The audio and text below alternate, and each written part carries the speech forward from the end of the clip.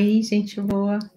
A meta desses encontros é entender o caminho para trazer paz e conforto para quem está morrendo, para a família também, e também para quem está cuidando, que seja essa pessoa profissional de saúde, seja amigo, seja alguém da família mesmo. E para estar aqui falando disso, vocês tinham que saber quem eu sou, né? Acho um pouco provável alguém ter se inscrito num workshop chamado A Morte em Paz sem saber quem vai dar o workshop. Mas vai que, né? Alguém deu de presente aí a inscrição ou disse, você precisa assistir, não importa quem seja, você precisa assistir essa mulher falando. E aí, quem é essa mulher que eu sou? Meu nome é Ana Cláudia Quintana Arantes, eu sou médica. Eu me formei na Universidade de São Paulo e eu fiz a minha especialização, minha residência médica em geriatria e gerontologia. Pelo meu grande interesse no cuidado de pessoas que enfrentam doenças que ameaçam a continuidade da vida e enfrentam muito sofrimento por conta disso, eu aprofundei meu conhecimento numa especialização chamada Cuidados Paliativos, que eu adquiri fora do Brasil. O curso foi dado aqui no Brasil, mas a instituição de fora do Brasil, da Universidade de El Salvador, na Argentina, no Instituto Palio, Latinoamérica, e a Universidade de Oxford. Fiz também uma especialização em intervenções em luto, em São Paulo, no Instituto Quatro Estações. Além de médica, eu também sou escritora. Eu escrevi 5 livros até agora. O primeiro foi de poesia, Linhas Pares.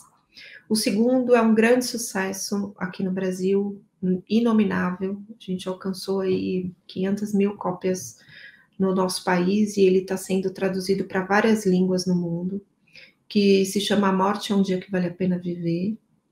Depois desse livro veio Histórias Lindas de Morrer, que foi lançado na pandemia, em 2020. Depois veio Para Toda a Vida Valer a Pena Viver, que também foi fruto de pandemia, que foi lançado o ano passado. Então, como eu já faço isso há quase 26 anos, então 25 anos já fecharam, estou no 26º ano de prática de cuidados paliativos, isso me autoriza a estar aqui hoje falando com vocês nesse workshop. A metáfora que eu escolhi para atravessar essa jornada desse workshop é a metáfora do tsunami. Quando um tsunami chega, a primeira movimentação do mar é de recuar. Silencia e recua. E nesse momento do recuo do mar, aparecem muitas coisas bonitas na praia, todas do fundo do mar. E aí, como o mar recuou, já consegue ver estrelas do mar, ouriços, corais, alguns peixes, seres que não poderiam ser vistos se o mar não tivesse recuado. Isso encanta as pessoas na praia e faz com que elas desejem permanecer ali brincando com aquelas descobertas. E esse é o pedaço da ignorância frente à doença, frente ao que ela significa quando é uma doença que ameaça a continuidade da vida e que vai seguir seu curso natural inexoravelmente rumo ao dia da morte. Então, quando a doença chega junto a um diagnóstico, junto desse diagnóstico chega o medo, que é uma das emoções mais difíceis de lidar durante todo o adoecimento. O tratamento chega e existe grande expectativa frente a esse tratamento. E as pessoas se colocam no espaço de desejar tempos melhores, de desejar a cura. Nesse trajeto de adoecimento, que eu chamo de o pedaço da ignorância, muitas vezes o paciente e a família descobrem coisas belíssimas sobre si mesmos, sobre a sua capacidade de enfrentar, sobre a sua coragem, sobre a sua resiliência. A família se coloca a serviço do cuidado, a demonstração de afeto é muito poderosa. A utilização de todos os recursos disponíveis que podem promover a tão sonhada cura. Mas aí, esse recuo do mar, para quem não prestou atenção, era um sinal para se preparar, porque a onda grande ia chegar. e aí a onda grande chega. E ela chega independente da situação de preparo de todos os envolvidos. Quem decidiu negar a existência da gravidade, nesse momento, vai ser atropelado por essa onda avassaladora de sofrimento. O tsunami que chega vai trazer o caos. E esse caos é um sofrimento total.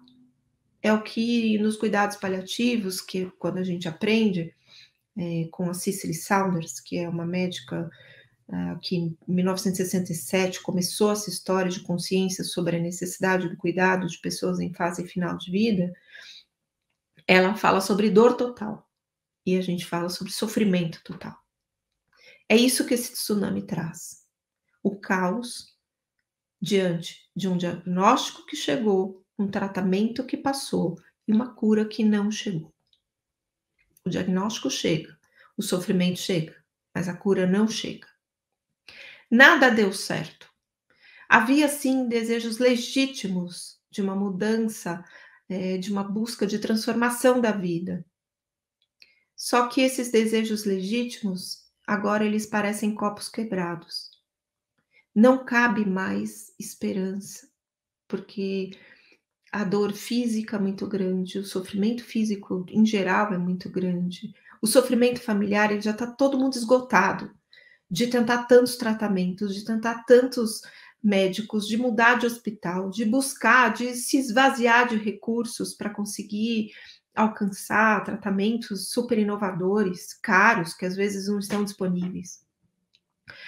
A mudança de hábitos de vida não deu certo. A pessoa prometeu que ela ia parar de beber, que ela ia parar de comer carne. Ela até consegue fazer isso, ela muda muito os hábitos de alimentação, começa a fazer atividade física, só que agora não dá para fazer nenhuma coisa nem outra, porque os sintomas de anorexia, de perda de peso, de perda de paladar, o sintoma de fadiga é muito mais potente do que a vontade de comer bem ou a vontade de fazer atividade física.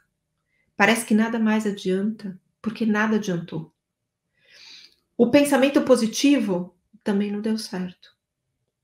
O tratamento mais perfeito, que foi prometido como cura, não deu certo. O tratamento mais caro também não deu certo. O tsunami se aproximou, a ignorância do tudo vai dar certo se mostrou vazia. E aí, a busca de ajuda desesperada nesse momento de caos é a fonte de dor maior. A dor física a gente trata com morfina. A dor existencial, ela muitas vezes é intangível, é muito imensa.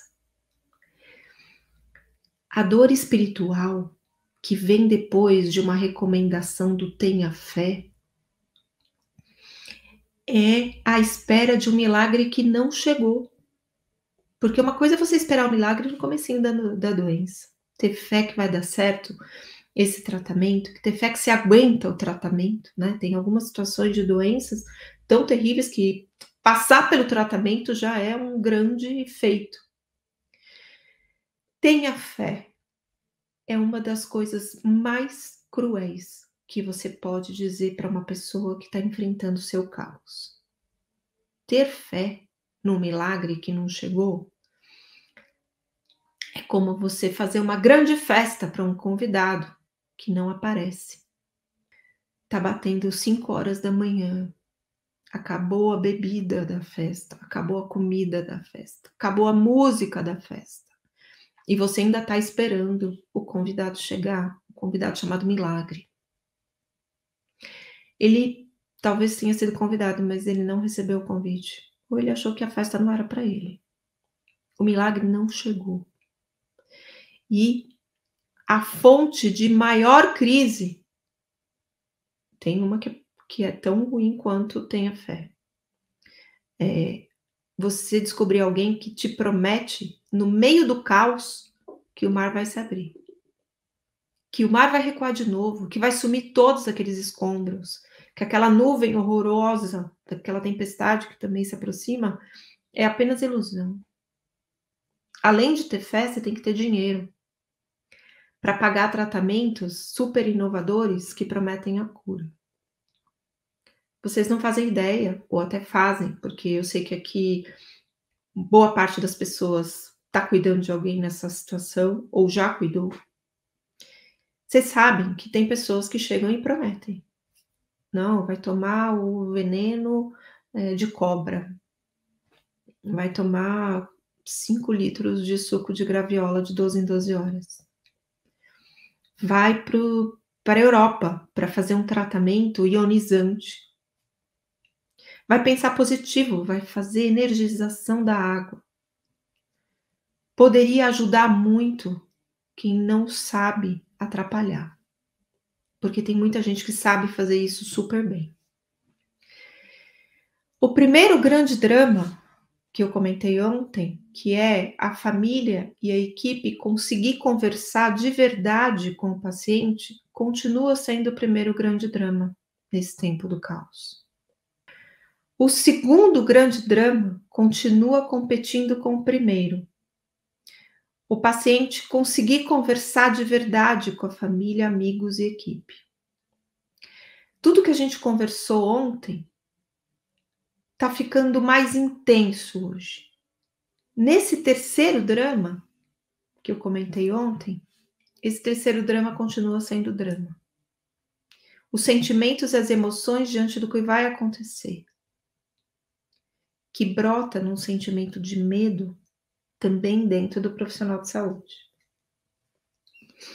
Às vezes esse médico que está cuidando, esse enfermeiro, psicólogo, psicólogas, psicólogues, médicos, enfermeiros, seja quem for que for profissional de saúde e estiver cuidando, talvez não seja capaz de enfrentar os próprios sentimentos. Essa foi uma das perguntas que a gente teve ontem. Como é que a gente lida com os nossos sentimentos sendo profissional de saúde? Nós não podemos negar que esses sentimentos existem. Porque se nós negarmos que os nossos sentimentos existem, nós não vamos dar conta de olhar para o sentimento do paciente. A doença não tem mais jeito. Alguém vai ficar sabendo disso. Provavelmente alguém da família, porque os médicos não recebem informação para dar más notícias. Olha que louco. A coisa que você mais vai fazer na sua vida é dar mais notícias, más notícias. E você não aprende como fazer isso.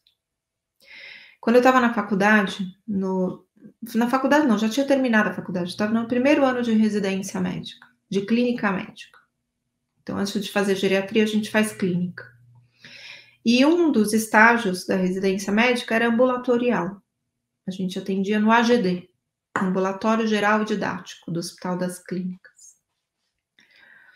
E aí, eu estava passando nesse estágio e atendi uma menina de 15 anos, que passou em consulta porque ela estava com sintomas febris, estava com febre, estava com gânglios, sintomas virais, de uma doença viral.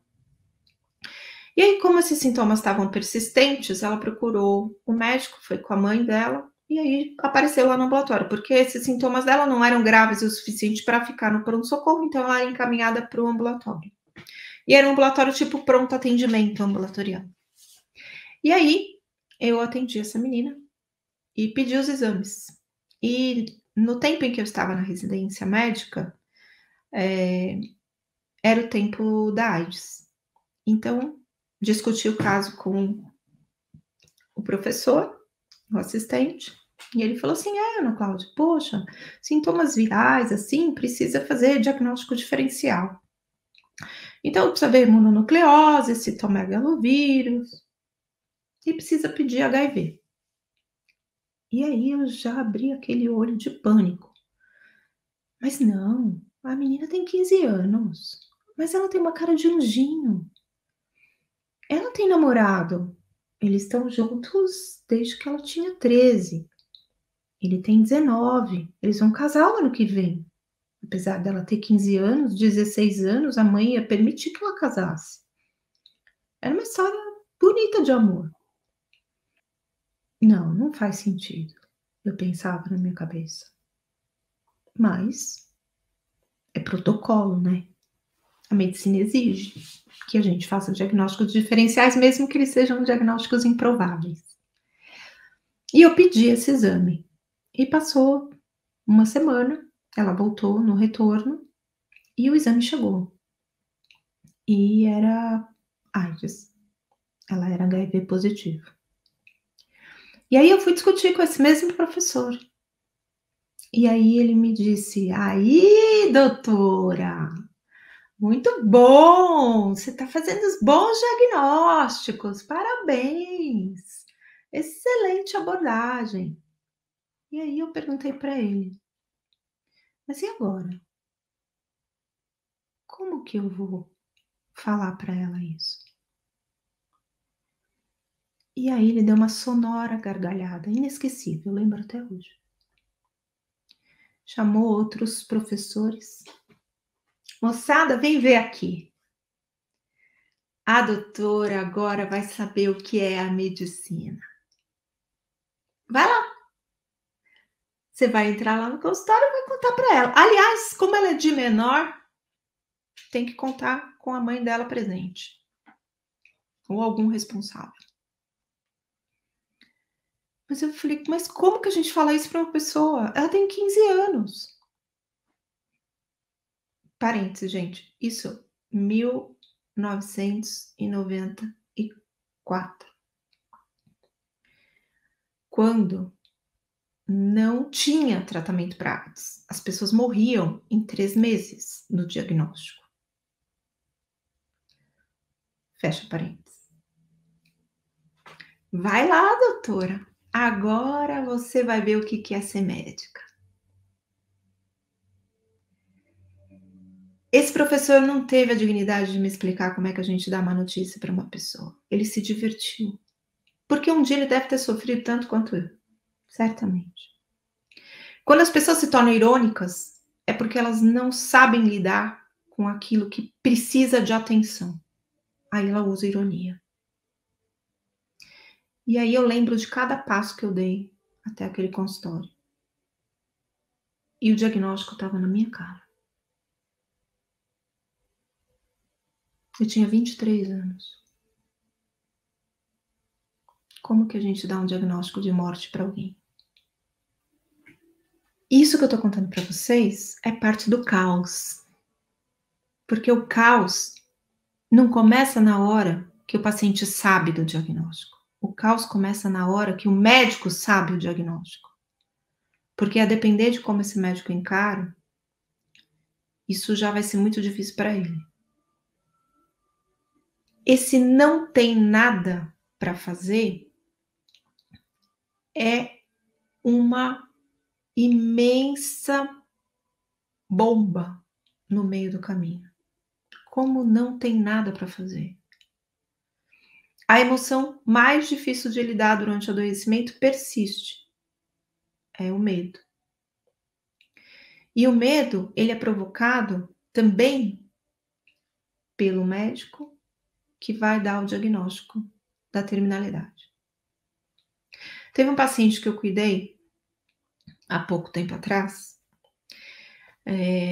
Eu cuidei de uma maneira diferentona, porque agora com essa história de poder fazer telemedicina, a gente tem condição de fazer pelo menos a orientação do cuidado com pessoas do Brasil, do mundo todo. E aí a mãe desse menino me procurou, quem agendou a consulta foi o irmão dela, e me procurou perguntando sobre como que ela ia cuidar do filho naquela condição de finitude. O menino tinha uma doença oncológica, tinha um câncer que não tinha mais tratamento.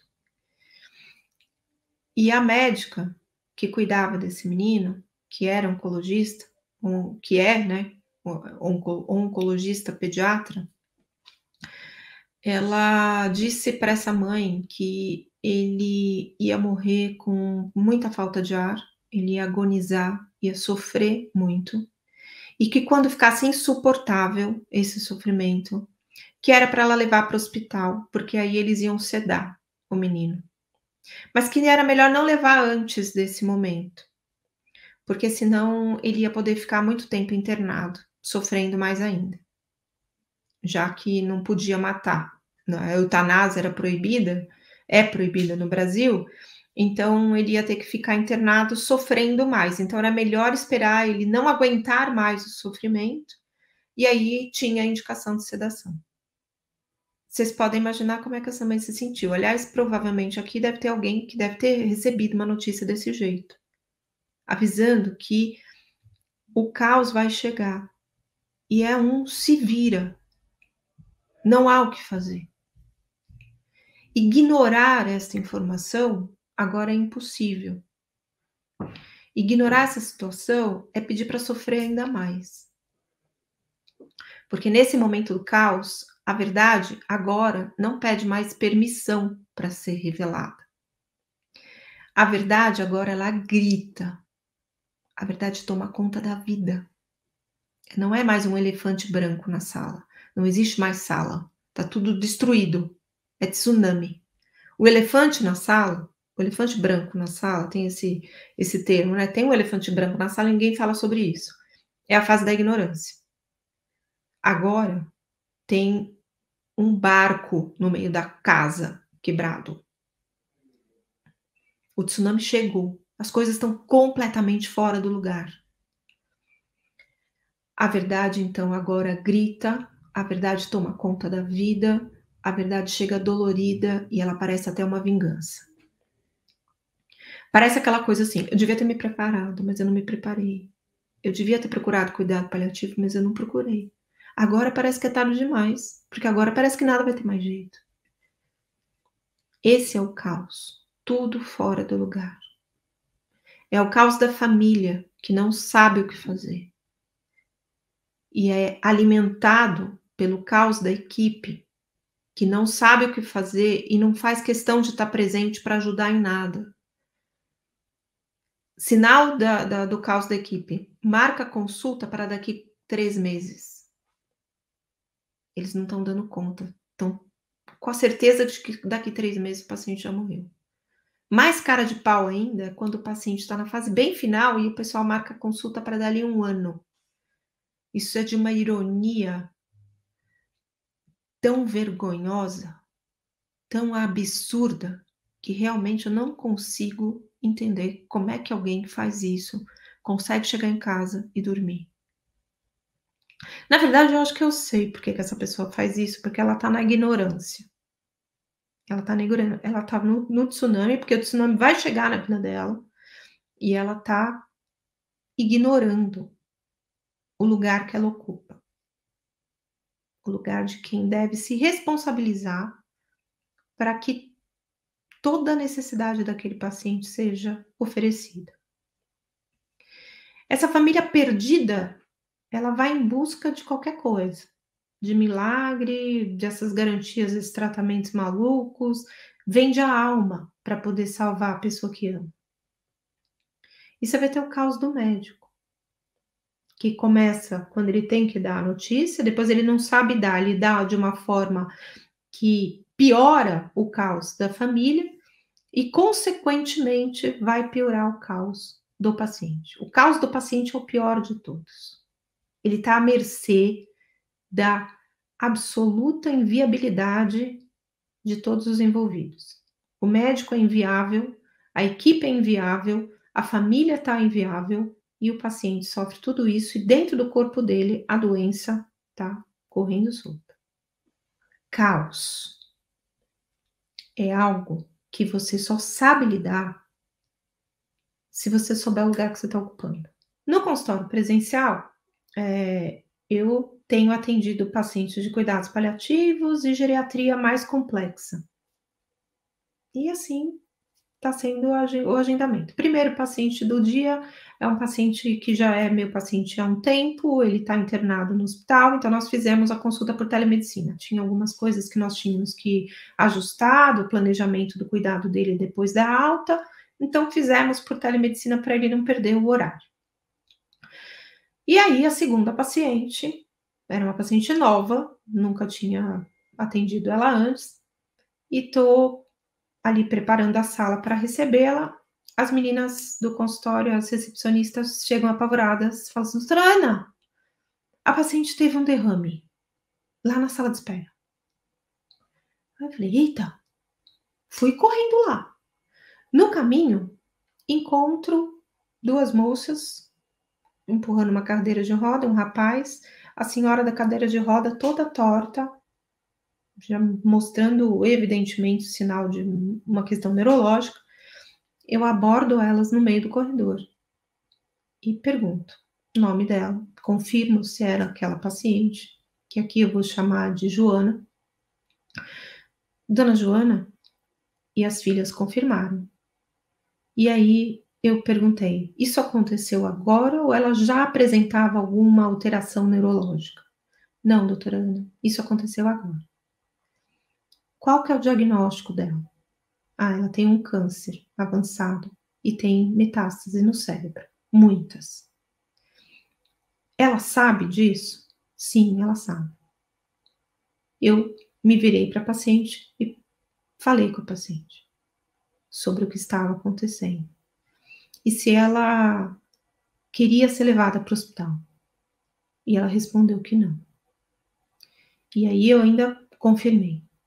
Mesmo que isso seja algo muito grave, ela confirmou. Não quero ir para o hospital. Ela não conseguia falar, mas ela conseguia balançar a cabeça que sim, ou que não.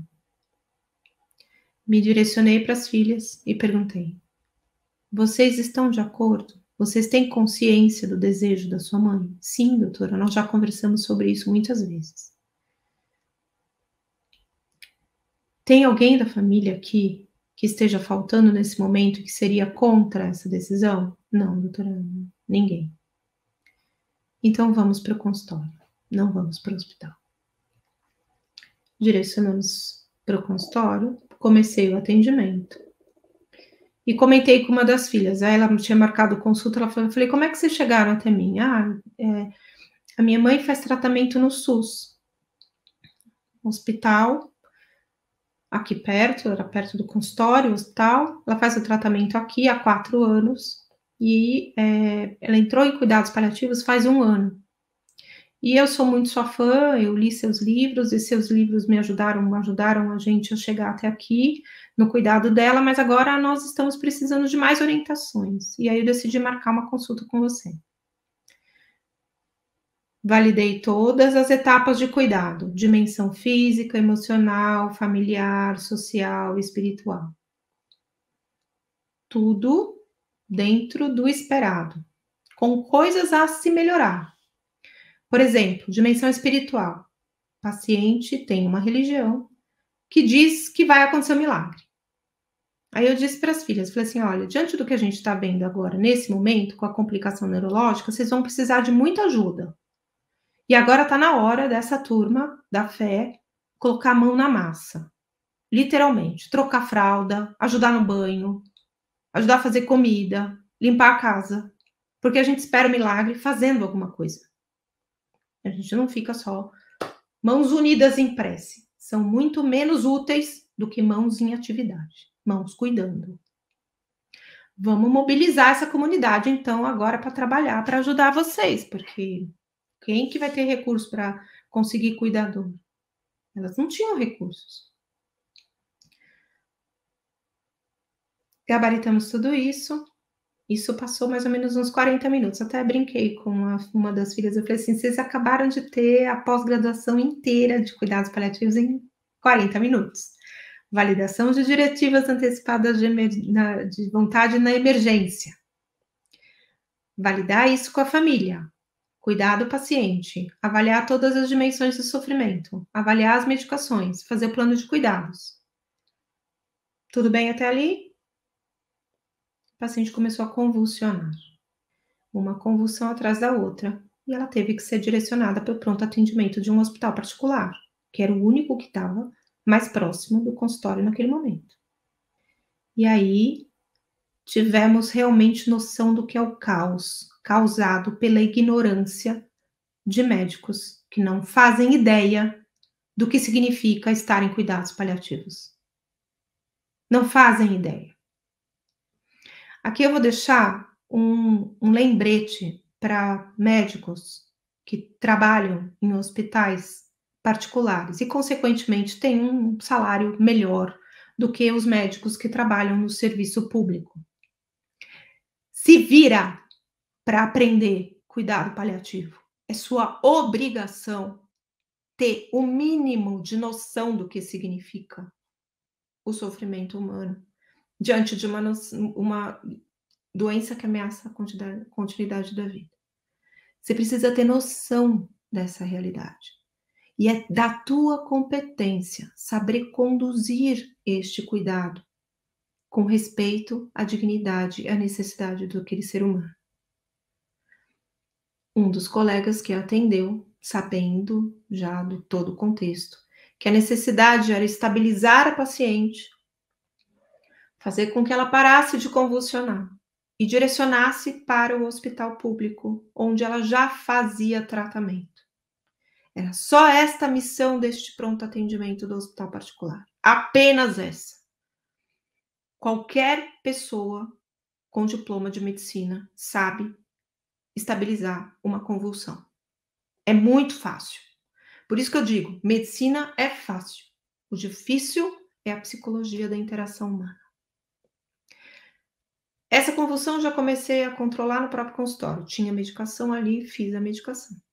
Ela chegou no pronto atendimento para sustentar a estabilidade e depois ser encaminhada para o hospital público, SUS, onde ela fazia tratamento. Liguei para falar com o médico. Ele me disse, mas eu já pedi laboratório e pedi tomografia. Para quê? Para a gente se certificar. Você precisa de uma tomografia para ver que o paciente está convulsionando. Você quer a tomografia para ver a causa. Nós já sabemos a causa. A causa chama-se câncer. Chama-se metástase cerebral. Não, mas para eu... Veja bem, doutora Ana. Eu tenho um CRM que eu preciso proteger. Eu falei assim, então não proteja o seu CRM. Você usa o meu. Não vai fazer tomografia nessa paciente. Não tem indicação de fazer tomografia nessa paciente. Não tem indicação de coleta de laboratório numa paciente assim, que sofreu 5 convulsões depois de manifestar um AVC. Provavelmente foi um sangramento da metástase. A parte técnica é muito simples. A dificuldade é lidar com o que fazer com aquilo que você não precisa fazer. E o que fazer quando você não sabe o que fazer. Então, é obrigação. Vá à luta, vá procurar. Tá cheio de curso maravilhoso para fazer. Se especialize. Tenha o mínimo de dignidade diante de uma situação como essa. A paciente ficou 6 horas no hospital particular. A família vai ter que pagar. Porque eles não tinham escolha. Tinham que ser atendidos no hospital mais próximo. E ela foi transferida para o hospital SUS? Não.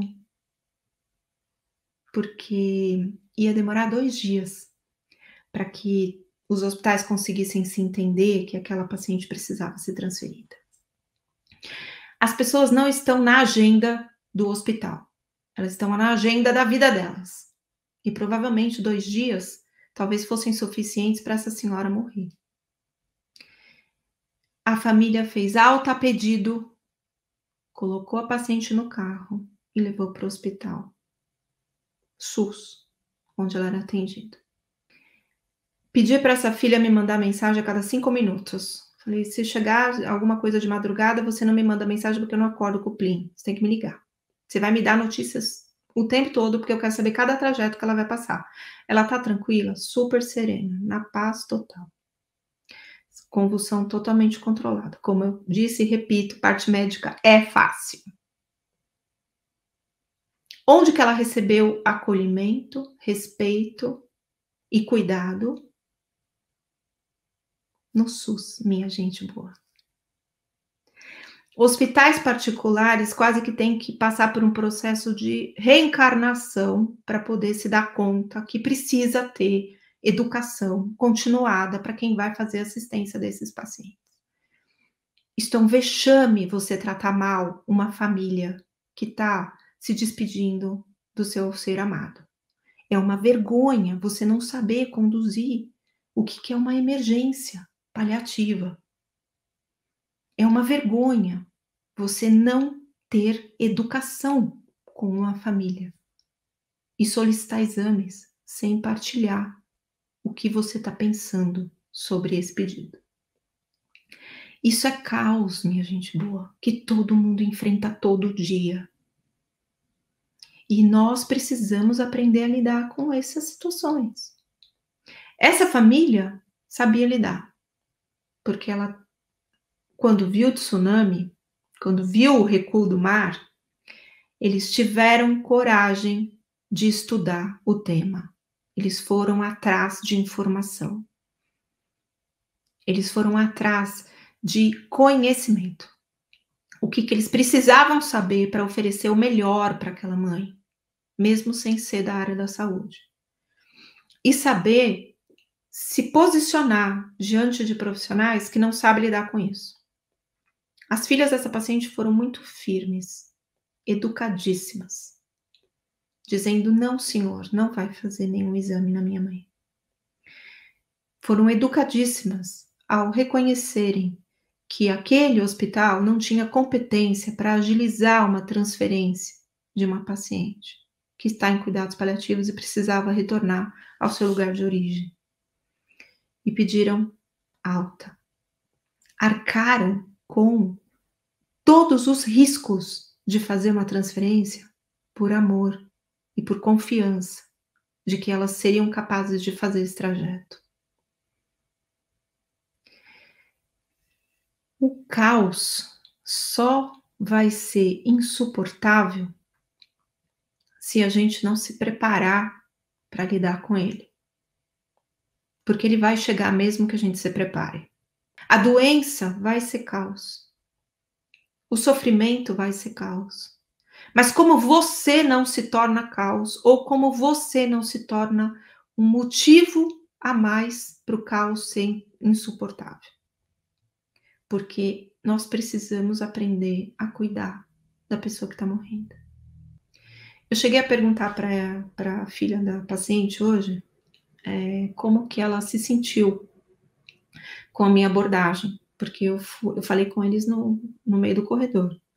Tem uma fantasia, gente, de que a gente não pode falar com as pessoas no corredor.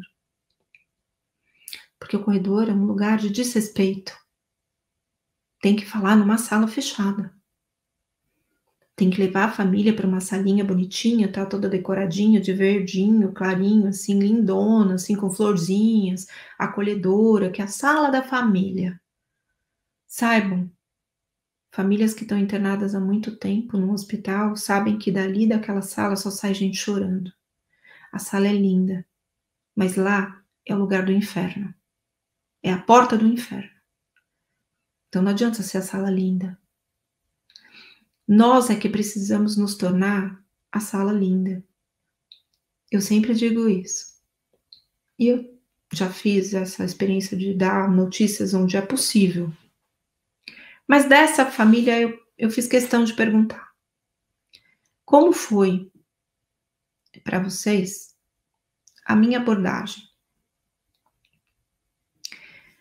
E aí eu vou ler para vocês o que ela me respondeu. Ela me autorizou, tá? Eu partilhar isso. Gostei, em primeiro lugar, de você ter ido até o corredor e nem esperar a gente chegar na sala. Um detalhe que encheu meu coração de carinho. Quando chegamos lá, eu fiquei na dúvida se levava direto ao pronto atendimento logo ou se passava com você. Meu coração disse para irmos até você e que você saberia o que fazer. As perguntas e o carinho, olhando mais para ela do que para mim, foi super bonito de ver, porque acalmou ela e acabou nos acalmando também.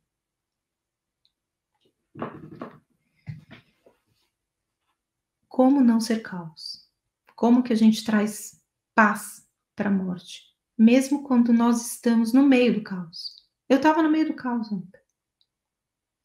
Nós estamos no inferno, mas nós não podemos fazer parte dele. Olá, gente boa, tudo bem? Léo aqui de novo, novamente interrompendo essa aula, né? Quem já viu a aula 1, eu já me apresentei, né? Já me conhece.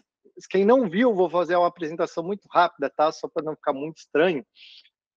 Mas meu nome é Léo, eu sou sócio da Ana Cláudia, faz alguns anos já que eu acompanho a Ana e trabalho junto com a Ana nesse propósito lindo, que é espalhar a mensagem do cuidado, tá? E aí eu vim interromper essa aula para dar alguns recadinhos bem rápidos, e aí eu vou lembrar que, assim como na aula 1, a gente volta novamente com o conteúdo da Ana, que vai responder perguntas sobre o tema, tá? Perguntas que eu acho que podem ser bem úteis para você, porque foram feitas por pessoas que estavam, que já cuidaram, estavam cuidando de pessoas em fase final de vida, então eu acho que muitas das dores que elas sentiram pode ser as mesmas que as suas, tá? Então eu vou dar os recadinhos, depois a gente volta aqui com a parte final, com o conteúdo da Ana, tá? Mas, assim, como eu compartilhei algo na primeira aula, eu queria compartilhar algo nessa segunda de maneira mais breve, mas que é o seguinte, né? Na primeira aula eu expliquei para vocês, né, até em tom mais engraçado, assim, a curiosidade de que, pô, a Ana, apesar de falar super bem, de ter o dom da palavra, de escrever livros incríveis, de escrever poesia, quando eu dei para ela responder os recados ali, ela não conseguiu, né? Ficou lendo ali, parecia um robô. Aí ela falou: Léo, vai lá e fala você que eu acho que vai ser melhor. E aí na aula 1, eu gravei aqui os recados para vocês, para a gente inserir, né?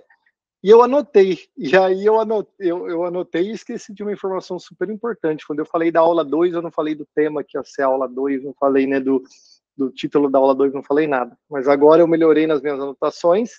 E aí, no meu recado, né, que é o primeiro recado que eu tenho para dar, é um lembrete de que na sexta-feira a gente vai ter a terceira e última aula do workshop A Morte em Paz, tá?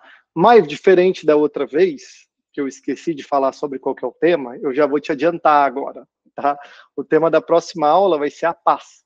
Então, a gente teve o tema da aula 1 como sendo a ignorância, o tema da aula 2 como sendo o caos, e o tema da aula 3 como sendo a paz. Né? Então, essas são, conforme vocês já foram se contextualizando, as 3 etapas, né, de quem cuida, de quem está morrendo. A ignorância, ela faz referência ao período no qual a gente não tem ciência de tudo que vem por acontecer, a gente ainda não aceitou bem, a gente está entendendo como as coisas estão caminhando, mas sem ainda ter noção da gravidade que as coisas vão tomar, né? Por isso que a Ana deu o nome de ignorância, tá? E essa descrição é a minha interpretação, né? Quando vocês ouvem a Ana falando, é lógico que é algo muito mais profundo, algo muito mais bonito. Na segunda aula, que foi a segunda fase, o caos, que foi a que vocês acabaram de consumir parte do conteúdo e vão ter mais uma parte agora de respostas para as perguntas, né? A Ana falou sobre a fase no qual você já não consegue mais negar o que está diante dos seus olhos. O caos aconteceu, né? Você se sente despreparada para o que você tem que enfrentar. É algo inevitável. Você muitas vezes não tem para onde correr e você se vê diante de uma situação que você não está vendo uma solução. Né? Então, é um momento de muita dificuldade, um momento de muita confusão, um momento de muita dúvida, e é daí que vem esse nome, o caos. E aí, na terceira aula, referente à terceira fase, que a Ana coloca o nome de paz, né? Ele está ligado ao terceiro período, que é quando você, após passar pelo caos, você busca as informações necessárias, busca o preparo e você consegue trazer paz não só para quem está morrendo, mas para si mesma e as pessoas que estão à nossa volta. Né? Essa é a ideia de fechar o ciclo em paz. Tá? É por isso que esse workshop se chama A Morte em Paz. Ok? Então esse é o primeiro recado, é lembrar de vocês, lembrar vocês dessa última aula da paz. E também, novamente, eu queria pedir para que, encarecidamente, se você conhece alguém para que essa mensagem do cuidado, alguém que seja um profissional da área, alguém que atue como cuidador, alguém que seja psicólogo, médico, enfermeiro, enfim, né, entre outras profissões da saúde, ou mesmo pessoas que são familiares que estão cuidando de alguém que está passando por um estágio final de vida, ou que são amigos. Se você conhece alguma pessoa que está passando por isso, e você puder compartilhar esse workshop, também vai ser muito, muito bonito para a gente, porque vai nos ajudar bastante a cumprir nosso propósito de alcançar o máximo de pessoas e de levar a mensagem do cuidado para o maior número de pessoas possível. Tá bom? Então, vou deixar a Ana aqui novamente com vocês. Um beijo e nos vemos lá na aula 3, tá bom? Tchau, tchau. Quando se entra em cuidados paliativos? Para não adiantar o processo, tenho uma filha que logo já pensa que vou morrer. Leila, cuidado paliativo é uma área de assistência que alivia o sofrimento da pessoa diante de uma doença que ameaça a continuidade da vida. Não é uma área do conhecimento que mata as pessoas. Eu não mato ninguém. O que mata as pessoas é a doença que elas têm. A gente não adianta o processo. A gente muitas vezes melhora o processo e até aumenta o tempo de vida das pessoas.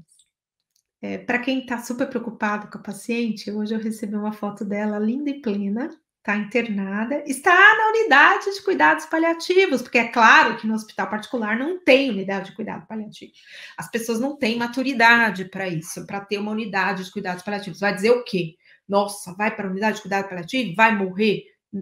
Ela pode morrer na enfermaria e na UTI também. Não sei se vocês estão sabendo, mas tem permissão para morrer em qualquer parte do hospital, não é só na unidade de cuidado paliativo. Na unidade de cuidado paliativo, você pode ter a morte? Sim, mas você vai ter a morte no tempo certo. Nós não adiantamos o processo, nem adiamos. A morte vai acontecer. A tua filha pensa que você vai morrer e talvez ela precise ser ouvida nessa percepção dela. Lembra uma parte que eu falo da aula que o segundo grande drama é o paciente conseguir falar com a família numa conversa de verdade sobre o que está acontecendo? É a hora de você falar do elefante branco que está na sala. Porque a hora que chegar o caos, que chegar o tsunami, aí não vou dizer para você que vai ser tarde demais. Porque eu já cuidei de pessoas com horas de vida. E a gente consegue mudar alguma coisa para muito melhor. Mas o ideal seria que a sua vida começasse a valer muito a pena antes desse momento. Então, se tem uma doença, ameaça a continuidade da vida, tem acesso a cuidado paliativo, não perde essa chance. A Mara está perguntando, está contando, né? Meu tio diz que quer morrer em casa, devemos fazer a vontade dele? O desejar nem sempre é ter poder sobre isso. O melhor lugar para morrer não é em casa, é o lugar onde tudo que a gente precisa para aliviar o nosso sofrimento vai estar disponível. E aí, para esse alívio do sofrimento, você vai ter que ter uma série de itens, desde medicação, espaço físico, acesso ao médico, acesso à enfermagem, acesso à fisioterapia, psicologia, ao capelão. São serviços e pessoas qualificadas que podem oferecer esse cuidado num nível de dignidade que a casa merece ter. Tem que conversar com ele o que é limite em relação a isso. Tem que conversar com a família toda, como que é o acesso dessa família a esse cuidado. Essa família que eu contei para vocês agora tem assistência domiciliar do UBS. Uma vez por mês vai o médico e a enfermeira lá visitar a mãe delas. Coisa que convênio nenhum quase tem isso. Talvez nenhum tenha esse serviço disponível para a pessoa ligar e pedir e alguém marcar e vir na hora. Tem uma burocracia maior ou menor, às vezes uma burocracia impossível. Então, morrer em casa é algo que precisa de planejamento. Se tem condição de fazer, faz à vontade dele, sim. Luísa está perguntando aqui, como explicar a alguém com diagnóstico de câncer que negar a realidade só vai trazer sofrimento acrescido? Na verdade, muitas pessoas só vão lidar com esta condição de finitude a hora que o caos estiver instalado. Então, se a pessoa está em negação, talvez ela precise de um tempo até ela ter condição de lidar de fato com o que está acontecendo. Em geral, ela vai ter que lidar com isso, vai ter que lidar com isso numa fase de grande sofrimento, seja sofrimento físico, existencial ou familiar. Então, as pessoas à volta podem se preparar para acolher esse momento de lucidez que pode ser bem dolorido. Como lidar com a desumanidade dos profissionais de saúde para com os doentes e com a família sem sofrer represália em quem está hospitalizado e da família? Como denunciar? Tem muito medo das famílias de denunciar essas condições totalmente terríveis e sofrer represálias. A gente teve a publicação, eu li essa semana, não sei se foi exatamente nessa semana, mas eu li essa semana no Morte Sem Tabu, a experiência de cuidado, de mau cuidado, na verdade, ou de ausência de cuidado, do pai de uma moça chamada Priscila Contígio, que ficou internado no hospital e ele foi literalmente torturado.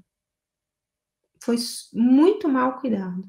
Ele passou por uma experiência desumana nesse momento final da vida dele. E o pior é que ele tinha tido acesso a cuidados paliativos. Não era cuidado paliativo fake, porque tem isso também, tá, gente? Tem as pessoas que pegaram carona na popularidade do cuidado paliativo e fala que faz cuidado paliativo e não faz coisa nenhuma. Se você não tem condição de dar assistência, se você não tem condição de dar suporte, você não pode dizer que faz cuidado paliativo.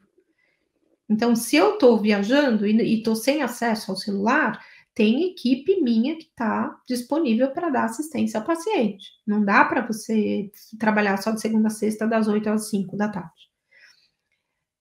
Como que a gente lida com essa condição? A gente lida com essa condição numa postura compassiva. Eu agora estava pistola com a situação. Eu fui grossa. Fui brava com o cara no telefone.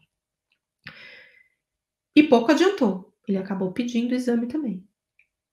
Ele deve ter tido um plantão bem difícil, porque ele foi contrariado em todas as etapas do que ele poderia fazer. Essa represália pode ser evitada através da compaixão. É chegar para aquele técnico de enfermagem e olhar para ele e ver que ele está cansado. E falar, nossa, você está tão cansado, você vem cuidar do meu pai. Puxa vida, que trabalho incrível que você faz. Reconheça o que as pessoas estão tentando fazer. Talvez esse colega ontem à noite precisasse de alguém que falasse isso para ele. De falar, moço, tá difícil para você, né? Mas vamos lá.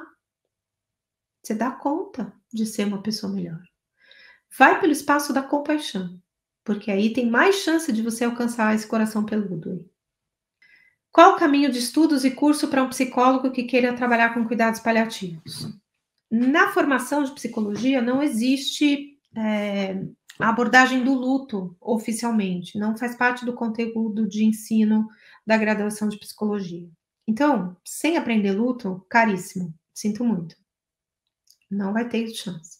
Tem que aprender sobre luto, tem que aprender sobre cuidados paliativos. Aprendendo cuidados paliativos, você tem que aprender a trabalhar em equipe.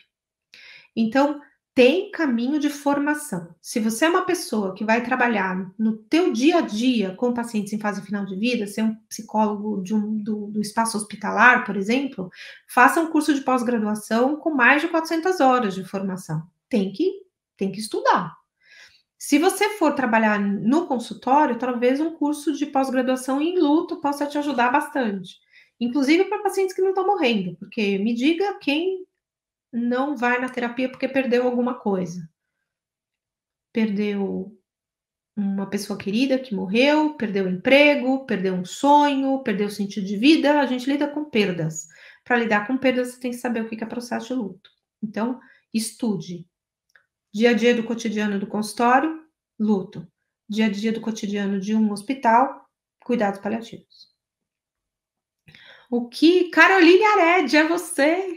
Carol, o que é cuidado paliativo para pessoas com prognóstico de 5 anos ou mais? É alívio de sofrimento e preparo para lidar com situações caóticas. Então, eu semana passada também tive no atendimento do fim de vida de uma paciente que é minha paciente há mais de um ano. Dentro do prognóstico da oncologia, 1 ano de sobrevida é um tempão. Talvez 5 anos sejam uma sobrevida de uma doença cardíaca, de uma doença pulmonar, de uma doença renal. Até de alguns tipos de câncer, você vai ter um prognóstico de 5 anos. Tem a Ana Michele, que segue conduzindo o perfil Paliativas. Ana Michele tem 11 anos de doença oncológica. Ela está pelo menos 10 em cuidados paliativos. E o tempo que nós estamos juntas é um tempo preenchido de muito serviço para mim. Então, se o prognóstico de 5 anos foi preenchido com previsões de muito sofrimento, é cuidado paliativo raiz. Vai se beneficiar de ponta a ponta nesses 5 anos aí de sobrevida, e quem sabe até possa ser mais tempo graças a esse cuidado paliativo. Maria Simões, o que eu acho dos pacientes o que você acha dos pacientes testemunhas de Jeová? Eu acho eles incríveis. Se tem um povo que tem coragem, é esse povo. Porque eu vejo assim, na maioria das religiões, todo mundo é amarela na hora de sair. Amarela feio. E todo mundo tem esse direito, vamos combinar. Mas, ó, até amarelar, tava com um papo, assim, super top de, eu lido bem com a morte, lidamos bem, nós entendemos, isso faz parte da vida, e também isso dá... Na hora de embarcar, as coisas não são simples assim. Testemunho de Jeová tem clareza do que é limite para ele. E o que é limite para ele é o respeito à alma dele. Ele não quer que a alma dele morra. Para todo mundo que acredita em alma, talvez seja uma postura muito inspiradora e corajosa. É claro que a gente não precisa se converter a Testemunho de Jeová, mas talvez sentar com o Testemunho de Jeová e pedir para ele contar como é que é a experiência de confiança que eles têm naquilo que eles acreditam. Acho que vale a pena conhecer. Marisa Antunes, quais os sintomas da morte? Como eu falei ontem. Então, Marisa, isso é uma aula inteira. Os sinais da presença da morte, né, do processo ativo de morte, eu descrevo no meu primeiro livro, que é a morte, primeiro livro, não poesia, né, que é A Morte é um Dia que Vale a Pena Viver. Então, aí você tem a dissolução dos elementos, a dissolução da terra, da água, do fogo e do ar. E aí, sabendo como isso acontece, você entende que está nessa jornada. Então, como eu disse, é uma aula inteira e não dá tempo de eu responder aqui. Ivani, qual a expectativa de ser colocado na grade dos estudantes de medicina cuidados paliativos? Pois acredito que conseguiremos melhorar os pacientes em fim de vida. Bom, Ivani, por conta de todo o trajeto que eu tenho tido ao longo desses anos, eu tive a chance de estar presente numa reunião do Conselho Nacional de Educação, o ano passado, e a partir desta meia hora que eu tive com eles, houve uma mobilização consensual de todos os integrantes do Conselho de que deveria mudar a escrita das diretrizes de ensino da graduação de medicina do Brasil. Isso foi reescrito, eu colaborei nesse texto, e essa publicação oficial saiu agora no dia 8 de novembro, no Diário Oficial. Saiu no dia 3 de novembro no portal do Ministério da Educação, no dia 8 de novembro saiu no Diário Oficial. Essas novas diretrizes de ensino da graduação de medicina do Brasil estão valendo como obrigatórias a partir de 1º de dezembro de 2022, e elas contemplam com todas as letras as boas práticas de cuidados paliativos que os alunos de medicina têm que saber fazer. Então, eu também acredito que isso vai melhorar muito, Ivani. Talvez demore, mas esse passo foi dado. E agora eu espero que as outras graduações também se mobilizem para alcançar o mesmo sucesso que a medicina alcançou agora. Ana Lúcia Carvalho. Como ajudar um paciente com metástase que ele próprio não aceita e a família não quer aceitar a doença e a finitude? Permaneça presente. Não queira dar aula de latim para quem só fala chinês. As pessoas não vão entender. Esteja presente, esteja disponível, esteja disposta a apoiá-los no momento em que esse caos chegar, porque o caos vai chegar. E negar a presença dele, é um ato de loucura, não é um ato de inteligência. Silvia pergunta, o paciente em coma pode nos ouvir? Sim. Se ele não for surdo, né? Porque tem pessoas que têm surdez de fato. Mas se ele não tiver nenhum déficit auditivo, ele vai ouvir. Ele não vai conseguir responder. Talvez, em algumas situações de extrema gravidade, de um coma, uma situação vegetativa permanente, uma lesão cerebral muito grave, cortical, talvez ele não tenha compreensão do que ele está ouvindo, mas ele está ouvindo.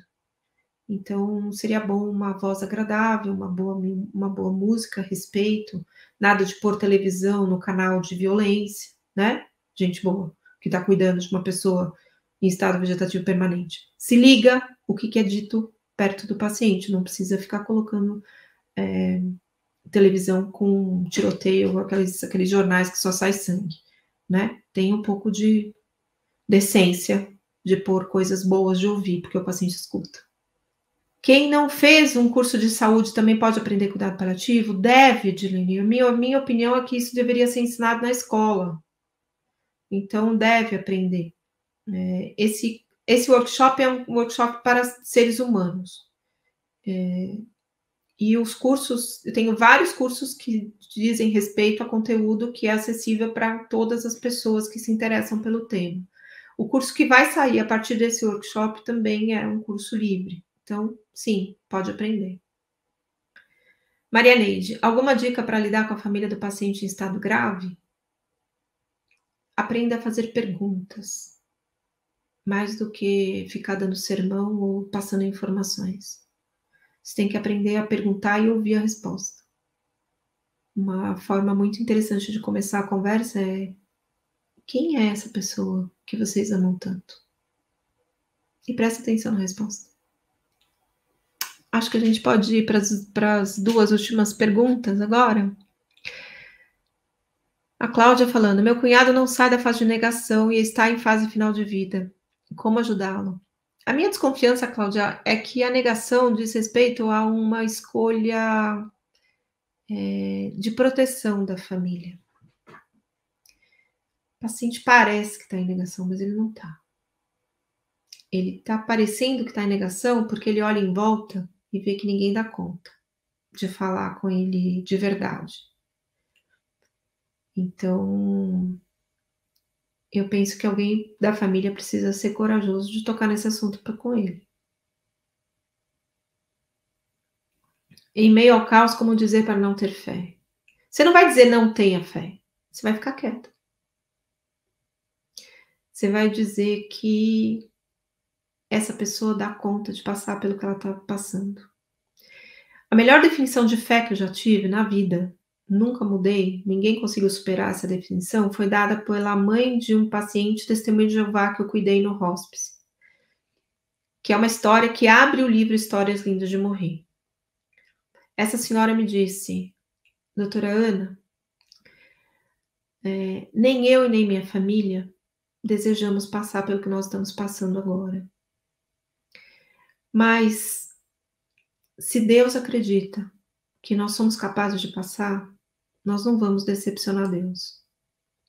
E eu tenho certeza que Ele, na sua infinita misericórdia, vai nos oferecer tudo o que for preciso para que nós possamos passar por isso da forma mais digna e cuidadosa e protegida que a gente puder. E a prova disso é que meu filho você encontrou sua equipe para receber esse cuidado. Ter fé é sobre isso. Ter fé não é ter certeza de que tudo vai dar certo. Ter fé é ter certeza de que tudo tá certo, mesmo que esteja dando tudo errado.